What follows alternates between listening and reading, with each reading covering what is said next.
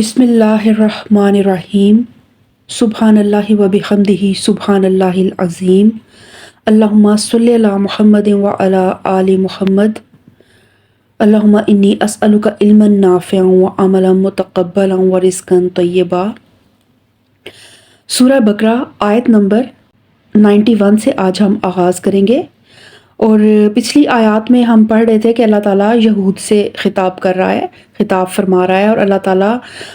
उनको अपने एहसानात भी याद दिला रहा है कि किस तरह अल्लाह ताला ने उन पे कौन कौन से एहसानात किए, और अल्लाह ताला ने किस तरह उनको डरावे भी दिए, उन पे कुछ मुश्किलात भी आईं, और अल्लाह ताला ने उनको उनसे निकाला भी ताकि वो अल्लाह की ज़ात को पहचान जाएं। और फिर अल्लाह ताला ने पिछली आयत में हमें शरीयत मूसवी के अहकामात जो हज़रत मूसा अलैहिस्सलाम को दिए गए थे, जो ऑलमोस्ट सारे का सारा शरीयत मुहम्मदी ही के अहकामात हैं कि तौहीद पर कायम रहना, नमाज कायम करना, ज़कात देना, वालदैन से उसने सलूक, हकूकुल इबाद, यतीमों और मसाकीन के साथ नेक सलूक, और अपने जो है वो भाई बंदों के साथ नेक सलूक करना। तो ये सारे अहकामात भी अल्लाह ताला ने हमें वो यहूदियों को याद दिलाया कि ये सब हुक्म मैंने तुम्हें दिए थे, लेकिन तुमने इनको भुला दिया और इन्हें पसे पुश्त डाल दिया। और वजह इन्होंने क्या बताई कि हम सिर्फ वो तासुब था इनके दिल में जिसकी वजह से ये चाहते थे कि जो भी आखिरी पैगंबर हो वो बनी इसराइल ही की औलाद से हो, लेकिन क्योंकि वो बनी इस्माइल की औलाद से आ गया तो ये तासुब में पड़ गए और इनके अंदर एक तकब्बुर आ गया, क्योंकि ये बनी इसराइल को बनी इस्माइल से ज़्यादा इल्म वाला, और नबूवत क्योंकि सिलसिला नबूवत इन्हीं की नस्ल में रहा तो उन्होंने इसको अपना हक समझ लिया। तो इसलिए उन्होंने आप सल्लल्लाहु अलैहि वसल्लम को, अल्लाह ताला फरमाता है कि पहचान लेने के बावजूद इन्होंने इनकार कर दिया। आगे अल्लाह ताला इन्हीं से खिताब फरमा रहा है और अल्लाह ताला फरमाता है वाइज़ा क़ीला लहुम आमिनू बिमा अंज़लल्लाहु क़ालू नुअमिनु बिमा उन्ज़िला इलैना व यकफ़ुरूना बिमा वराअहु। जब उनसे कहा जाता है कि जो कुछ अल्लाह ने नाजिल किया है उस पर ईमान लाओ, तो वो कहते हैं हम तो सिर्फ उस चीज़ पर ईमान लाते हैं जो हमारे यहाँ यानी नस्ले इसराइल में उतरी है। उस दायरे के बाहर जो कुछ आया है उसे मानने से वो इनकार करते हैं, हालांकि वो हक है, और उस तालीम की तस्दीक और तायीद कर रहा है जो इनके यहाँ पहले से मौजूद थी। अच्छा, इनसे कहो अगर तुम उस तालीम ही पर ईमान रखने वाले हो जो तुम्हारे यहाँ आई थी, तो इससे पहले अल्लाह के उन पैगंबरों को जो खुद बनी इसराइल में पैदा हुए थे क्यों कत्ल करते रहे। और इनकी तफसील मैंने आपको बताई पिछले असबाक में कि किस तरह उन्होंने अपने अंबिया पे किस तरह जुल्म किए और किस तरह उनकी एक जो है वो स्याह तारीख़ है अंबिया के साथ जो उन्होंने कत्ल व गारत की। वलक़द जाअकुम मूसा बिलबय्यिनाति सुम्मा इत्तख़ज़्तुमुल इजला मिन बअदिही व अंतुम ज़ालिमून। तहकीक तुम्हारे पास मूसा कैसी कैसी रोशन निशानियों के साथ आया, फिर भी तुम ऐसे जालिम थे कि उसके पीठ मोड़ते ही बछड़े को माबूद बना बैठे। वइज़ अख़ज़ना मीसाक़कुम व रफ़अना फ़ौक़कुमुत तूर। और फिर ज़रा उस मीसाक को याद करो जो तूर को तुम्हारे ऊपर उठाकर हमने तुमसे लिया था, और हमने तुम्हें ताकीद की थी कि जो हदायत हम तुम्हें दे रहे हैं उनकी सख्ती के साथ पाबंदी करो और कान लगा कर सुनो। देखें,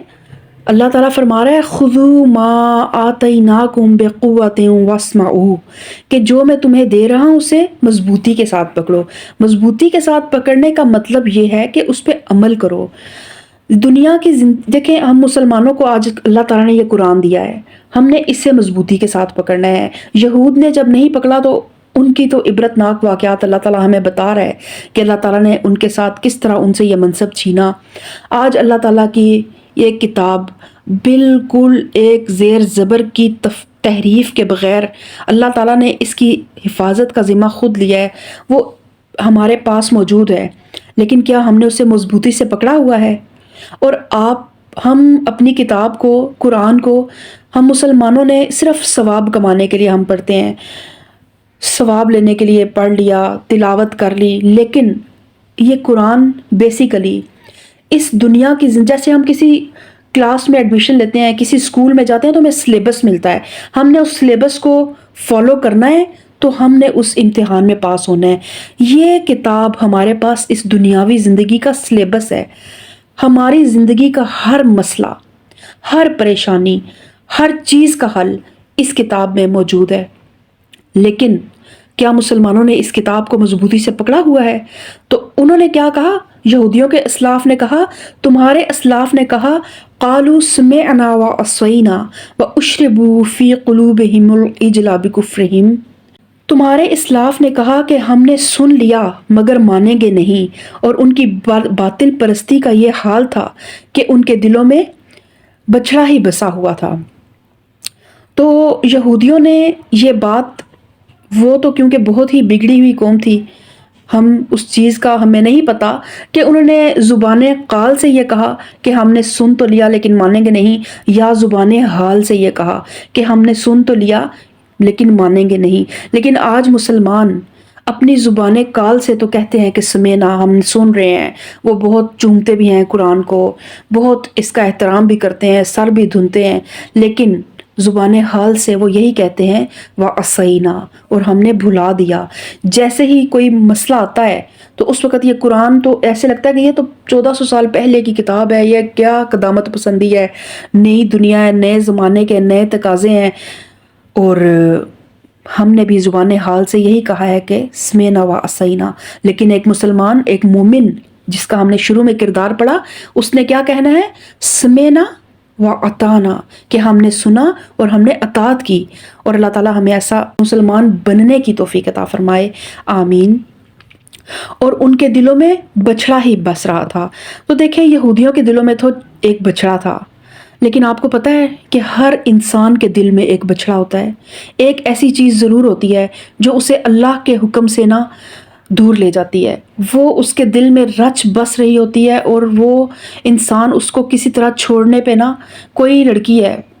وہ انتہائی خوبصورت ہے، اور اللہ تعالیٰ کی دین ہوتی ہے خوبصورتی بھی، اور کہیں نہ کہیں یہ ایک عورت کے لیے ایک بہت بڑا فتنہ بھی ہوتی ہے، آزمائش بھی ہوتی ہے۔ اس کا دل کرتا ہے کہ وہ اتنی خوبصورت ہے تو وہ اپنے آپ کو ایک نقاب کیوں کر لے، وہ اپنے چہرے کو چھپا کیوں لے، وہ اپنے حسن کو چھپائے کیوں؟ تو یہ تو اس کا جسم ہے، اس کی مرضی ہے، لیکن یہ اس عورت کے دل کا ایک بچھڑا ہے۔ ایک مرد ہے، اس کے گھر میں ایک بہت شریف، انتہائی پاک دامن بیوی بیٹھی ہوئی ہے، لیکن وہ کہتا ہے کہ مجھے تو اللہ نے، عورت خود اپنے لباس کا خیال نہیں کر رہی، عورت خود جو ہے وہ کھلم کھلا باہر پھر رہی ہے، تو میں اپنی نگاہوں کو کیوں روکوں؟ تو وہ بھی اپنی نگاہوں کو تسکین پہنچاتا ہے ایک نامحرم عورت کو دیکھ کے۔ تو یہ اس کے دل میں ایک بچھڑا ہے۔ اسی طرح کچھ لوگوں کے دلوں میں دولت جو ہے وہ ایک بچھڑا ہے، اور وہ دولت کمانے کے لیے اللہ کے احکامات کو پیچھے چھوڑ کر رشوت، سود، حلال حرام، وراثت میں بہنوں کے حق مار دینے، بھائیوں کے حق مار دینے، جو طاقتور ہوتا ہے وہ مظلوم کا حق مارتا ہے، اور شہرت بھی ایک بچڑا ہے، جو کہ انسان چاہتا ہے کہ میں شہرت حاصل کروں، اور شہرت حاصل کرنے کے لیے پھر ہماری آج اتنی پیاری اسلامی بچیاں، مسلمانوں کی بچیاں، آج ہم دیکھتے ہیں کہ وہ بے لباس ہو کر ٹک ٹاک پر بھی اور مختلف سوشل میڈیا پہ صرف دنیا کی زندگی کی کچھ شہرت حاصل کرنے کے لیے وہ ایک اپنی ورتھ کو انہوں نے بھول گئی ہیں، اور وہ بالکل اپنے آپ کو انہوں نے پیش کر دیا، ڈسپلے پہ لگا دیا ہے۔ تو یہ سب بچھڑے ہیں۔ بچڑا لازمی نہیں ہے کہ ایک بت سامنے کھڑا ہوگا یا ایک گائے سامنے کھڑی ہوگی۔ قرآن ایک ایسی کتاب ہے کہ جس میں ایک چیز کے پیچھے ایک سمبل ہے سامنے، لیکن اس کے پیچھے آپ اس کو ریلیٹ کر سکتے ہیں، ہر انسان اپنے آپ سے ریلیٹ کر سکتا ہے۔ تو اللہ تعالیٰ ہمیں اپنے جو بھی ہمارے دلوں میں، ہم نے بچڑے ہمارے دلوں میں پل رہے ہیں، اللہ تعالیٰ ہمیں اپنی محبت عطا کرے، اور اللہ تعالیٰ ہمیں بالکل جو ہے کسی بھی طرح سے شیطان کے نرغے میں آنے سے بچا لے، آمین ثم آمین۔ قُلْ بِئْسَ مَا يَأْمُرُكُمْ بِهِ إِيمَانُكُمْ إِن كُنتُم مُؤْمِنِينَ، کہو اگر تم مومن ہو تو یہ عجیب ایمان ہے جو ایسی بری حرکات کا تمہیں حکم دیتا ہے۔ قُلْ إِن كَانَتْ لَكُمُ الدَّارُ الْآخِرَةُ عِندَ اللَّهِ خَالِصَةً مِّن دُونِ النَّاسِ فَتَمَنَّوُا الْمَوْتَ إِن كُنتُم صَادِقِينَ، ان سے کہو اگر واقعی اللہ کے نزدیک آخرت کا گھر تمام انسانوں کو چھوڑ کر صرف تمہارے لیے مخصوص ہے، تب تو تمہیں چاہیے کہ موت کی تمنا کرو اگر تم اپنے اس خیال میں سچے ہو۔ وَلَن يَتَمَنَّوْهُ أَبَدًا بِمَا قَدَّمَتْ أَيْدِيهِمْ، یقین جانو یہ کبھی اس کی تمنا نہ کریں گے، اس لیے کہ اپنے ہاتھوں سے جو کچھ کما کر انہوں نے وہاں بھیجا ہے اس کا اقتضا یہی ہے کہ یہ وہاں جانے کی تمنا نہ کریں۔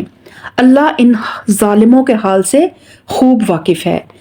اللہ تعالیٰ جو ہے وہ انتہائی لطیف انداز میں ان پہ ایک اعتراض کر رہا ہے کہ یہ کہتے ہیں کہ آخرت کا گھر تو صرف ہمارے لیے ہے، کیونکہ ان کے خیال میں باقی دنیا جو ہے وہ تو صرف ہماری خدمت کے لیے پیدا ہوئی ہے، اور صرف یہود جو ہیں ان کے لیے وہ جنت بھی تیار کی گئی ہے۔ تو اللہ تعالیٰ کہتا ہے کہ اگر وہ جنت کا گھر خالص تمہارے لیے ہے تو پھر وہاں جانے کی تم تمنا کرنی چاہیے، لیکن ان کی دنیا پرستی کا حال تو یہ ہے کہ وہ تو ہر حال میں زندہ رہنا چاہتے ہیں، یعنی کہ کسی نہ کسی طرح کی بھی زندگی مل جائے ان کو، بس وہ جی لیں۔ انہیں محض زندگی کی ہرس ہے، خواہ وہ کسی طرح کی زندگی ہو، عزت ہو، شرافت ہو، ذلت ہو، کمینہ پن ہو، دھتکاری ہوئی زندگی ہو، لعنت زدہ زندگی ہو، کہ تم انہیں جینے کا حریص پاؤ گے، حتیٰ کہ یہ اس معاملے میں مشرکوں سے بھی بڑے ہوئے ہیں۔ وَلَتَجِدَنَّهُمْ أَحْرَصَ النَّاسِ عَلَىٰ حَيَاةٍ وَمِنَ الَّذِينَ أَشْرَكُوا يَوَدُّ أَحَدُهُمْ لَوْ يُعَمَّرُ أَلْفَ سَنَةٍ، حتیٰ کہ یہ اس معاملے میں مشرکوں سے بھی بڑے ہوئے ہیں۔ ان میں سے ایک شخص یہ چاہتا ہے کہ کسی طرح 1000 برس جیے، حالانکہ لمبی عمر بہرحال اسے عذاب سے تو دور نہیں پھینک سکتی۔ جیسے کچھ اعمال یہ کر رہے ہیں اللہ تو انہیں دیکھ ہی رہا ہے۔ قُلْ مَنْ كَانَ عَدُوًّا لِجِبْرِيلَ فَإِنَّهُ نَزَّلَهُ عَلَىٰ قَلْبِكَ بِإِذْنِ اللَّهِ مُصَدِّقًا لِمَا بَيْنَ يَدَيْهِ وَهُدًى وَبُشْرَىٰ لِلْمُؤْمِنِينَ، ان سے کہو جو کوئی جبریل سے عداوت رکھتا ہو اسے معلوم ہونا چاہیے کہ جبریل نے اللہ ہی کے اذن سے یہ قرآن تمہارے قلب پر نازل کیا ہے، جو اس سے پہلے آئی ہوئی کتابوں کی تصدیق اور تائید کرتا ہے اور ایمان لانے والوں کے لیے ہدایت اور کامیابی کی بشارت بن کر آیا ہے۔ یعنی یہودیوں کا ایک اعتراض یہ بھی تھا کہ یہ جو ہے نا جبریل علیہ السلام کو اپنا دشمن کہتے تھے، اور دشمن کہنے کی ایک وجہ تو یہ تھی کہ کیونکہ جبرائیل علیہ السلام جو ہیں وہ اللہ تعالیٰ کے پیغام انبیاء تک لے کے آتے ہیں، تو جب بھی ان کی پچھلی قوموں پر عذاب آئے تو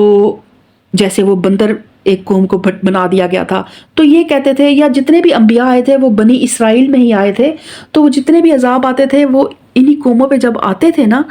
تو تب یہ کہتے تھے کہ یہ جبرائیل علیہ السلام جو ہے نا یہ رحمت کا نہیں، یہ عذاب کا فرشتہ ہے۔ اور دوسری ان کو جبریل علیہ السلام سے عداوت کی وجہ یہ تھی کہ یہ جبریل علیہ السلام وہی جو ہے آپ صلی اللہ علیہ وآلہ وسلم کے پاس کیوں لے کے آئے ہیں،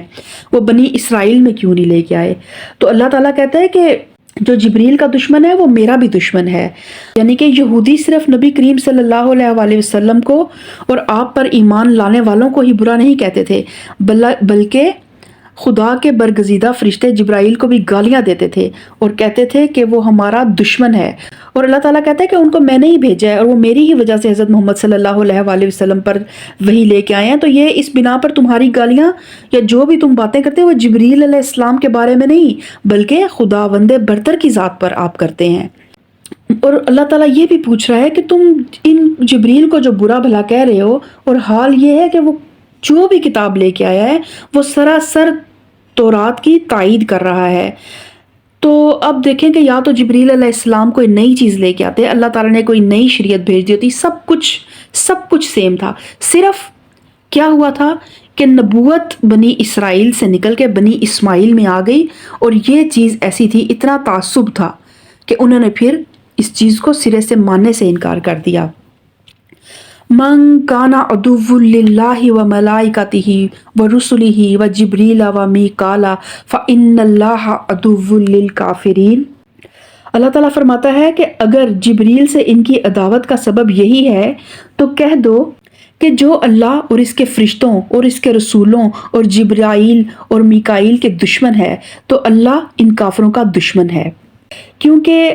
حدیث مبارک اس طرح ہے، رسول اللہ صلی اللہ علیہ وآلہ وسلم نے فرمایا کہ اللہ تعالیٰ فرماتا ہے کہ جس نے میرے کسی ولی سے دشمنی کی اسے میری طرف سے اعلان جنگ ہے۔ تو اللہ تعالیٰ کے ولی جو ہیں وہ یہ فرشتے بھی، تمام انبیاء علیہ السلام بھی،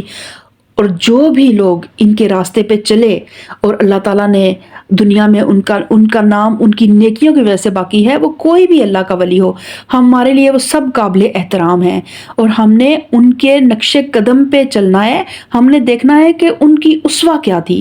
کیا انہوں نے شرک کیا تھا، کیا انہوں نے قبروں کو سجدے کیے تھے، کیا انہوں نے کسی غوث کو، کسی داتا غوث، سب ایک اللہ کی ذات ہے، باقی یہ سب جتنی بھی ہستیاں یہ ہمارے لیے قابل احترام ہے، اور ہم نے ان کے اسوہ پہ چلنے کی کوشش، خاص طور پہ نبی کریم صلی اللہ علیہ وآلہ وسلم کا اسوہ، کیونکہ اس دنیا میں جس بھی انسان کے پاس کوئی عزت ہے دین کے نام پہ تو وہ اسی انسان کے پاس ہے جس نبی کریم صلی اللہ علیہ وآلہ وسلم کا اسوہ اپنایا اور اس قرآن پہ عمل کیا۔ وَلَقَدْ أَنزَلْنَا إِلَيْكَ آيَاتٍ بَيِّنَاتٍ وَمَا يَكْفُرُ بِهَا إِلَّا الْفَاسِقُونَ، ہم نے تمہاری طرف ایسی آیات نازل کی ہیں جو صاف صاف حق کا اظہار کرنے والی ہیں، اور ان کی پیروی سے صرف وہی لوگ انکار کرتے ہیں جو فاسق ہیں۔ کیا ہمیشہ ایسا ہی نہیں ہوتا رہا کہ جب انہوں نے کوئی عہد کیا تو ان میں سے ایک نہ ایک گروہ نے اسے ضرور ہی بالائے طاق رکھ دیا، بلکہ ان میں سے اکثر ایسے ہیں جو سچے دل سے ایمان ہی نہیں لاتے۔ اور جب ان کے پاس اللہ کی طرف سے کوئی رسول اس کتاب کی تصدیق اور تائید کرتا ہوا آیا جو ان کے ہاں پہلے سے موجود تھی، تو ان اہل کتاب میں سے ایک گروہ نے کتاب اللہ کو اس طرح پسے پشت ڈالا گویا وہ اسے جانتے ہی نہیں۔ تو سبق ہمارا آج کا یہاں تک اختتام ہوا، اور آپ نے ان آیات کی روشنی میں ضرور جو ہے آپ نے دیکھنا ہے، سیکھنا ہے، ہر آیت سے اپنے لیے ایک سبق نکالنا ہے، اور دیکھیں کہ اللہ تعالیٰ کہہ رہا ہے کہ انہوں نے اس کتاب کو پسے پشت ڈال دیا،